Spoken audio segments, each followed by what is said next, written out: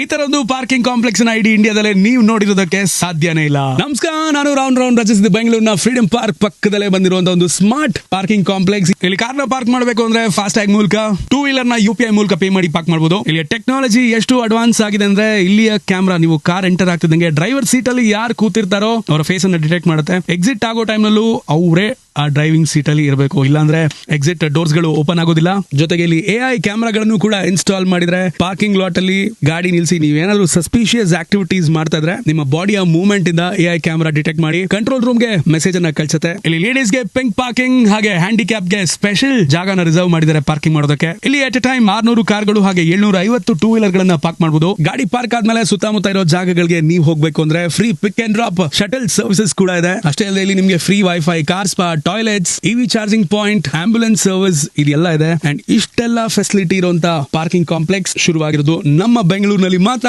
So next time Majestic ಕಡೆ ಹೋದಾಗ parking ಎಲ್ಲಿ ಮಾಡೋದು ಅಂತ ಯೋಚನೆ ಮಾಡ್ತಾ ಇದ್ದಾರೆ. ಫ್ರೀಡಂ ಪಾರ್ಕ್ ಪಕ್ಕದಲ್ಲೇ ಈಗ ಹೊಸ ಸ್ಮಾರ್ಟ್ ಪಾರ್ಕಿಂಗ್ ಕಾಂಪ್ಲೆಕ್ಸ್ ಬಂದಿದೆ, ಪಾರ್ಕ್ ಮಾಡಿ.